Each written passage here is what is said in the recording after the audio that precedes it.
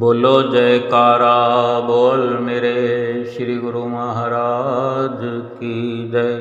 सभी गुरुमुख प्रेमियों से सप्रेम जय सच्चिदानंद। जब जब भी श्री दर्शन खुलने का समय होता है, एक विशेषता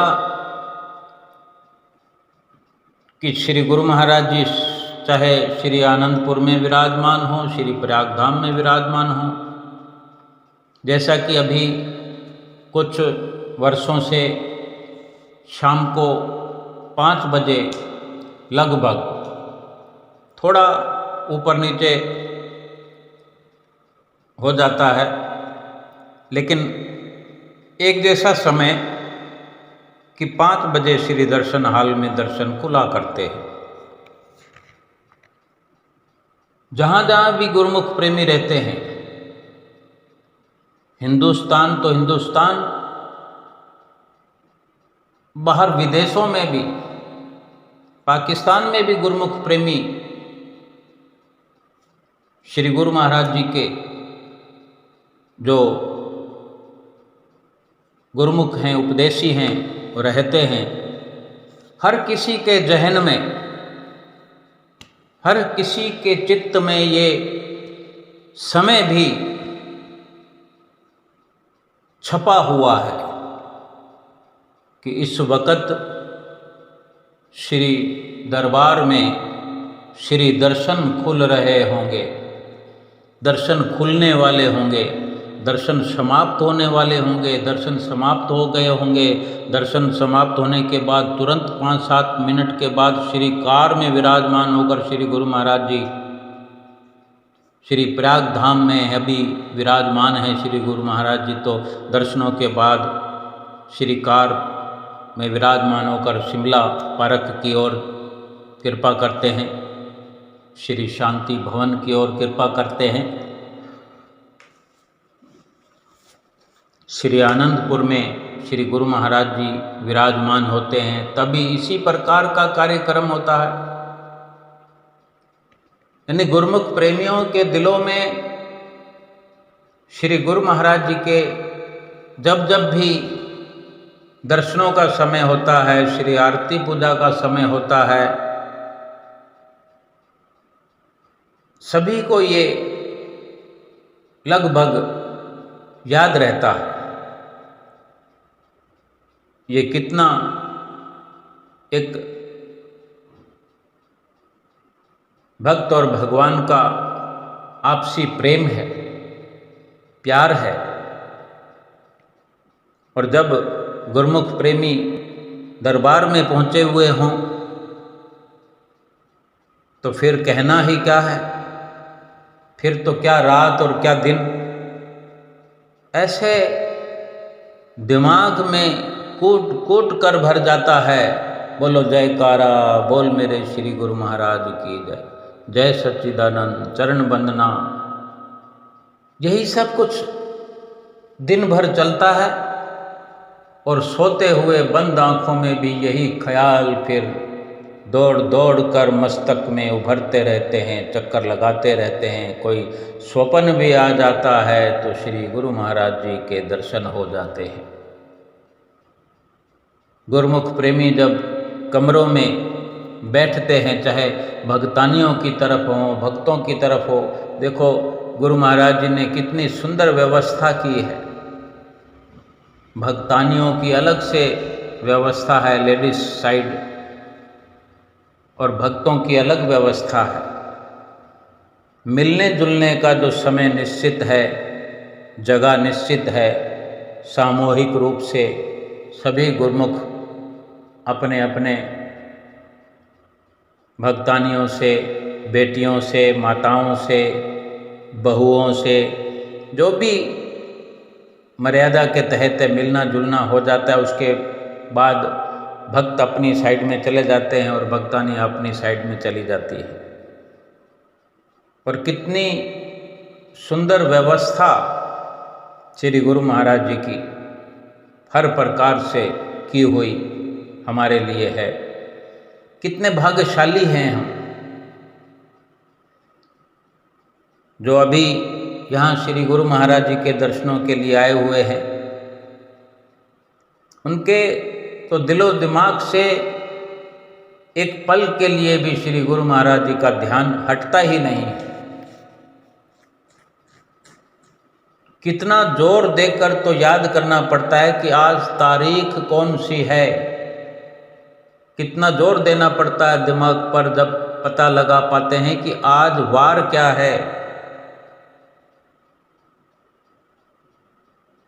ये भगवान की ही कृपा हो सकती है कि हमें संसार को भुलाने के लिए सारी रचना गुरु महाराज जी ने रचा रखी है। हम श्री गुरु महाराज जी के दर्शन करते हैं तो करते ही रह जाते, देखते ही रह जाते, नजर हटती ही नहीं। श्री मंदिर जी में सुबह सुबह पहुंचते हैं तो कितना उजाला होता है, कितनी रोशनी होती है, और किस प्रकार श्री गुरु महाराज जी अपने नूरे नूरानी रूप का जलवा बिखेरते हुए हम गुरुमुख प्रेमियों का मन मोह रहे होते हैं। श्री परमहंसों के साथ एक तरफ विराजमान हुजूर गुरु महाराज जी सभी को सुंदर सुंदर दर्शनों से निहाल करते हैं। सब कुछ निश्चित समय पर होता है, निश्चित समय पर सुबह सवेरे का लंगर, निश्चित समय पर दोपहर का भोजन, निश्चित समय पर शाम को 5 बजे दर्शन खुलना, निश्चित समय पर शाम को 4 बजे चाय का मिलना, फिर शाम को निश्चित समय पर 7 बजे आरती होना, उसके बाद फिर 8 बजे लंगर खुलना। ये सारी व्यवस्थाएं एक नियम से हमें बांधती है, और हमें जो नियम सिखाए जाते हैं वो भी सिलसिलेवार हमें निभाना होता है। जैसे कि चाहे कोई भी समय हम निश्चित करें अपने घर के लिए, लेकिन 5 नियमों को निभाना है और 2 घंटे भजन अभ्यास अवश्य करना है। रोज सत्संग हाल में, दर्शन हाल में जब जब भी सत्संग होता है तो हमें कितनी शिक्षा मिलती है। महापुरुषों के गुणगान होते हैं सत्संग में। श्री हुजूर गुरु महाराज जी के अनंत अनंत उपकार हैं कि वो अपने तन पर कितना कष्ट सहन करके हमारे लिए रात और दिन सुखी बनाने की चिंता करते हैं और समाधान हमारे लिए बताते हैं। और हम अगर उनके वचनों का पालन करें तो ये लोक भी हमारा सुखी हो जाए, हर दिन हर पल हर घड़ी सुख से व्यतीत हो और परलोक भी हमारा संवर जाए। आज भी श्री दर्शन खुलने से पहले ही अभी तो कुछ अधिक ही रंगत श्री प्रयाग धाम में देखने को मिल रही है कि गुरुमुख प्रेमी सड़कों पर ही झूमते हुए चलते हुए दिखाई देते हैं अपनी अलग ही मस्ती में। क्योंकि घर से जब चल पड़ते हैं तो सोच कर आते हैं कि भगवान के दर्शनों के लिए जा रहे हैं, भगवान के साथ में कुछ दिन रहेंगे। ये इरादा ही अपने आप में कितना पाक पवित्र और साफ है कि जो गुरुमुख प्रेमी चल पड़ते हैं या जो इस प्रकार इरादा कर लेते हैं, बेशक वो न भी जा पाएं, उनका इरादा बुलंद हो, विचार बुलंद हों, पुख्ता इरादा रखे हुए हों, कभी ना कभी नंबर आता है उनका, लेकिन अगर थोड़ा प्रयास किया जाए तो सफलता जल्दी मिल जाती है। लेकिन वो आनंद तो केवल अपनी सुरती को जोड़ देने से भी मिलने लग जाता है। हम सोचते रहें जाना है जाना है जाना है और ना जा पाएं, ना जा पाने के कारण फिर ये सोचते रहें कि काश मैं भी जा पाता, तो सुरती हमारी जुड़ी रहे, बहुत लाभ प्राप्त होता है। सभी गुरुमुख प्रेमी आज श्री दर्शन हाल में पहुंचते हुए और अपनी अपनी जगह पर, क्योंकि अभी छोटे दर्शन हाल में ही दर्शन खुल रहे हैं, तो थोड़ा खचाखच भर रहा है, भर गया है दर्शन हाल। ऊपर की ओर बैठने लगे हैं गुरुमुख प्रेमी। तो कुछ ज़्यादा पहले गुरुमुख प्रेमी श्री दर्शन हाल में आकर अपनी अपनी जगह रोक लेते हैं, क्योंकि जैसे भी देर होती है तो फिर पीछे बैठना पड़ता है या ऊपर चढ़कर जाकर बैठना पड़ता है, थोड़ी असुविधा हो जाती है, या फिर बरामदों में बैठना पड़ता है। इसलिए गुरुमुख प्रेमी अपनी स्थिति को खुद भांपते रहते हैं और रोज़ कुछ न कुछ नई व्यवस्था अपने लिए खोज लेते हैं कि कल ऐसा हुआ था तो आज मुझे अधिक प्रयास करके लाभ प्राप्त करना है। गुरुमुख प्रेमी पहुँचते हुए दर्शन हाल भरा हुआ और फिर श्री गुरु महाराज जी श्री दर्शन हाल में सिंहासन पर कृपा फरमाई और सभी गुरुमुख प्रेमी हमेशा की तरह दंडवत प्रणाम करते हुए, और श्री गुरु महाराज जी ने सभी गुरुमुख प्रेमियों को अपने मुख से मधुर वाणी में हुक्मनामा फरमाया और तभी सभी महात्मा जन माथा टेकते हुए आशीर्वाद प्राप्त करते हुए अपना अपना स्थान ग्रहण करते हुए, और फिर आदरणीय महात्मा जी ने सत्संग शुरू किया। महात्मा जी की सुंदर वाणी में सत्संग सुनकर भी मन की स्थिति भली चंगी हो जाती है कि किस प्रकार श्री गुरु महाराज जी के उपकारों का बखान कर रहे हैं, अभिनंदन कर रहे हैं, गुणगान कर रहे हैं महापुरुषों का। और हम इस प्रकार सत्संग सुनकर, वचन सुनकर अमल करें, अपने जीवन को लाभान्वित करें, लोक और परलोक सुहेला करें, सतगुरु की प्रसन्नता प्राप्त करें। श्री गुरु महाराज जी का हुक्मनामा सुनते हैं और महात्मा जी का सुंदर सत्संग भी सुनते हैं सभी मिलकर। तो गुरुमुख उठो, श्री गुरु महाराज जी का हुक्म है, गुरुमुख उठो, श्री गुरु महाराज जी का हुक्म है, गुरुमुख उठो। मंडी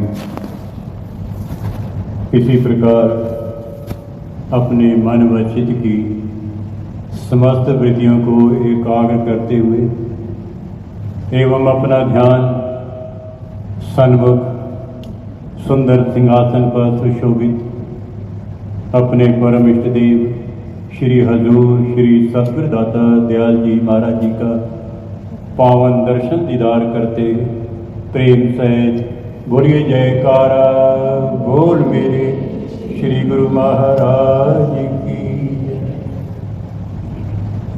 गुरुमुखो, जो हम सब गुरुमुख जनों को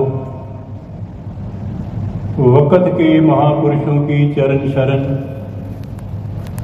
और एक ऐसा दुर्लभ संयोग जो इस समय भी हम प्राप्त कर रहे हैं, उनके पावन श्री चरण कमलों के अंदर बैठ करके उनका पावन आशीर्वाद और पावन दर्शन दीदार कर रहे हैं, ये बहुत ही दुर्लभ संयोग है। ये केवल हम सब गुरुमुखों पर महापुरुषों की अपार दया है। इतिहास आता है कि जिस समय धनी धर्मदास जी को परम संत श्री कबीर साहब महाराज की शरण मिली, उन्होंने अपनी वाणी में कथन किया है कि भक्ति प्रभाव मिटी सकल, धर्मदास की पीर, कोट जन्म के पुण्य से सतगुरु मिले कबीर।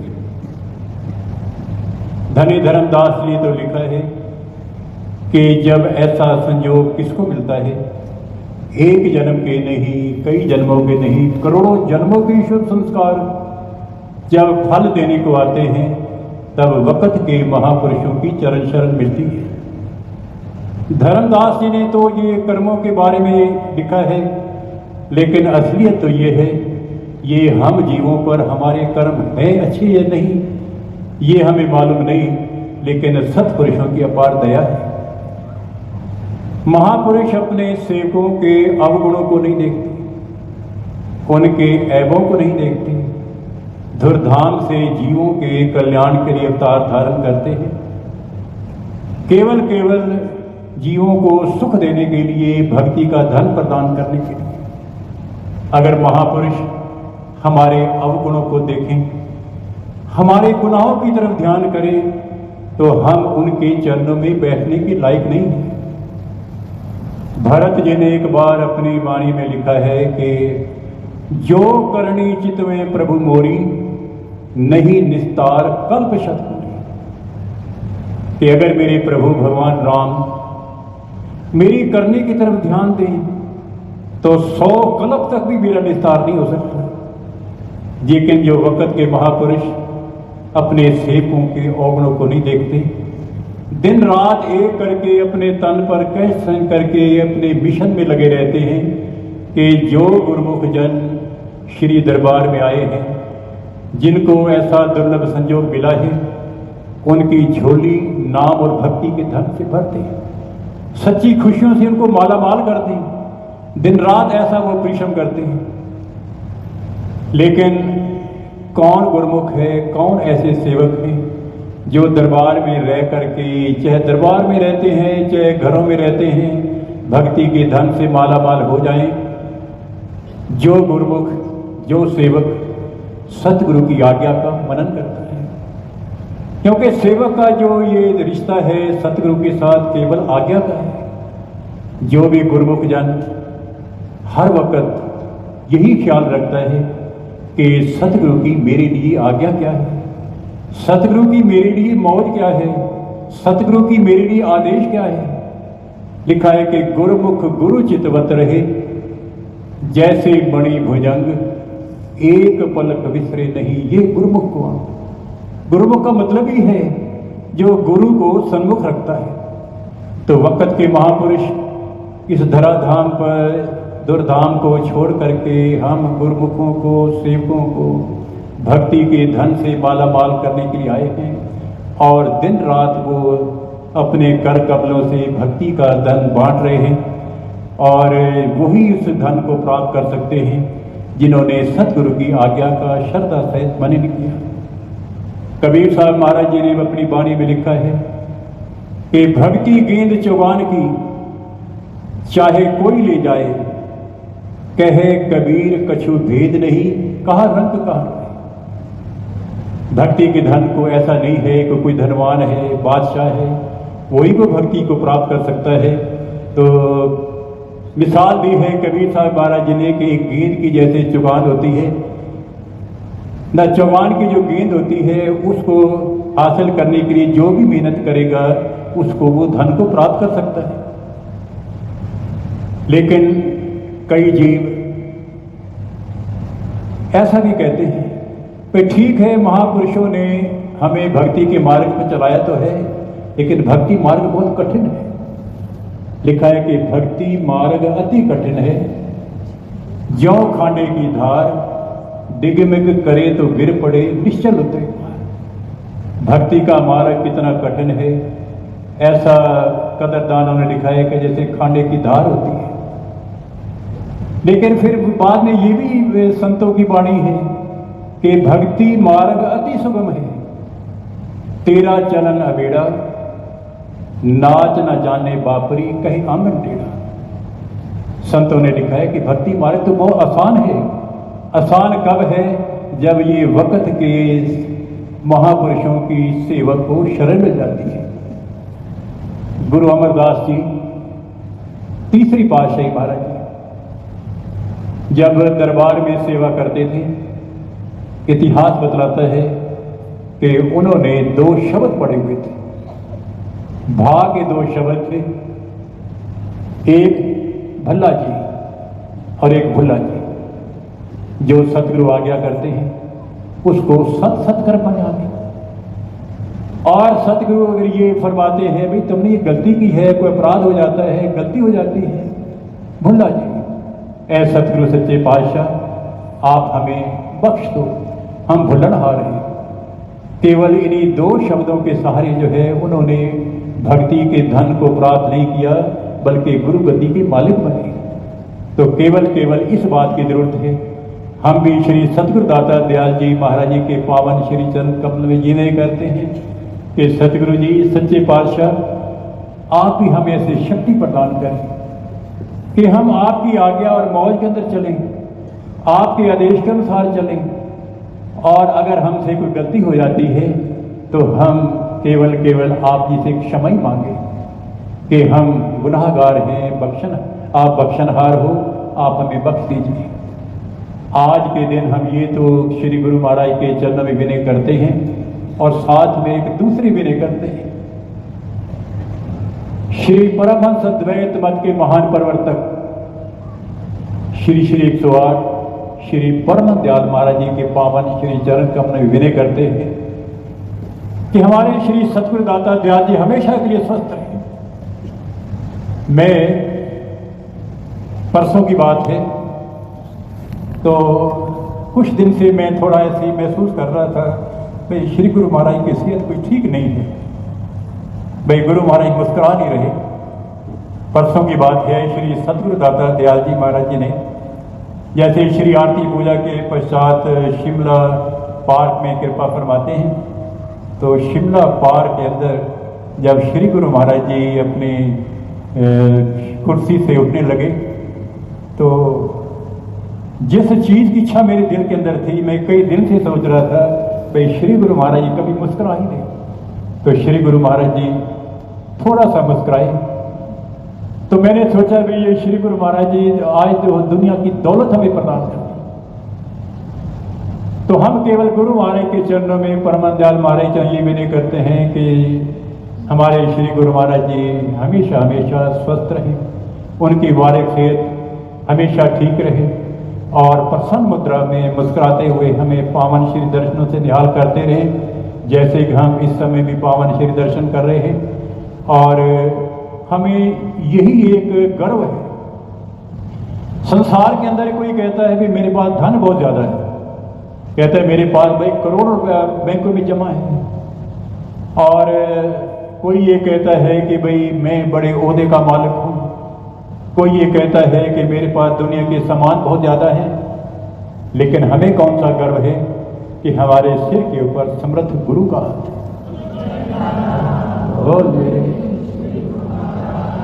हमसे कोई बड़ा नहीं। मुझे याद है कि हमारे श्री सतगुरु दाता दयाल जी श्री पंचम पातशाही महाराज के समय में किसी पावन सत्संग भवन के अंदर हर इतवार को श्री दर्शन खुलते थे और श्री गुरु महाराज की हजूरी में बैठ करके सभी लंगर दोपहर का भोजन ग्रहण करते थे। तो उस समय एक भगत जी थे, कर्नल मेहता जी, पूना से आए थे, आर्मी में कर्नल थे। तो भोजन करते करते मैंने उनसे पूछा कि मेहता जी भाई ये बताओ कि दुनिया में सबसे बड़ा आदमी कौन है? तो कहने लगे, आप मुझसे ये पूछते हैं कि सबसे बड़ा आदमी कौन है, तो मेरे ख्याल में जो इस समय अमेरिका का राष्ट्रपति है मिस्टर रीगन, वो सबसे बड़ा आदमी है। तो मैंने उससे दूसरा सवाल किया, भाई मिस्टर रीगन तो सबसे बड़ा आदमी है, लेकिन ये बताओ कि हम अगर रीगन के साथ कंपैरिजन करते हैं तो फिर कौन बड़ा है? बड़े भावुक होकर के उसने दोनों हाथ उठा करके ये कहा कि हम तो रीगन से भी बड़े हैं।